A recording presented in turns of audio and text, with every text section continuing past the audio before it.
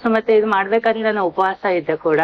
ಉಪವಾಸ ಅಂದ್ರೆ ನಾನು 1 ವಾರದಿಂದ ಮೊಟ್ಟೆ ಮತ್ತೆ ಚಿಕನ್ ಅದೇನು ತಿನ್ನಂಗಿಲ್ಲ ಸರ್, ನಾನು ಬಿಟ್ಟಿದ್ದೆ. ಬಟ್ ಇವತ್ತು ಮಾರ್ನಿಂಗ್ ಇಂದ ನಾನು ನೀರ್ ಕೂಡ ಕುಡ್ದಿಲ್ಲ ನಾನು.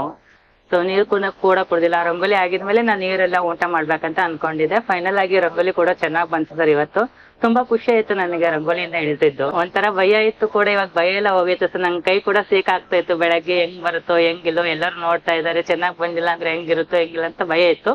ಸೊ ಇವಾಗ ಏನ್ ಭಯ ಏನಿಲ್ಲ ಸರ್, ಎಲ್ಲ ಈಸಿ ಆಗಿ ಕ್ಲೀನ್ ಆಗಿ ರಂಗೋಲಿ. ಸೊ ನಂಗೆ ಸಪೋರ್ಟ್ ಅಂತ ಯಾರು ಇಲ್ಲ ಸರ್ ನಮ್ಗೆ. ನಾನು ರಾಯರನ್ನೇ ನಂಬ್ಕೋತೀನಿ. ನಾನು ಫ್ರೆಂಡ್ಸ್ ಆಗ್ಲಿ ಎಲ್ಲಿ ಆಗ್ಲಿ ನನ್ಗೆ ಸಪೋರ್ಟ್ ಅಂತ ಯಾರು ಇಲ್ಲ ಸರ್. ನಾನು ರಾಯರ್ನ ಬೇಡ್ಕೋತೀನಿ.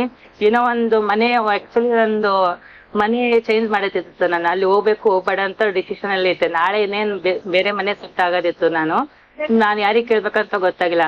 ರಾಯರಿಗೆ ನಾನು 1 ವಾರದ ಮುಂಚೆ ನಾನು ಹೂವಿನಾರ ಹಾಕಿದ್ದೆ. ರಾಯರ ಹತ್ರ ಕೂತ್ಕೊಂಡು ಬೇಡ್ಕೊಂಡಿದ್ದೆ. ಅವತ್ತು ಒಣಗ್ ಹೋಗಿದ್ ಹೂವ ಸುತ್ತ ನೈಟ್ ಅಲ್ಲಿ ಬಿದ್ಬಿಟ್ಟಿತ್ತು ಸರ್. ಅಂದ್ರೆ ನೀನ್ ನಾಳೆ ಹೋಗ್ಲೇಬೇಕಾ ಮನೆಗೆ ಅಂತ ಮನೆ ಸೆಟ್ ಮಾಡ್ಕೊಂಡಿದ್ದೆ ನಾನು. ತುಂಬಾ ಖುಷಿ ಆಗೈತೆ ಸರ್.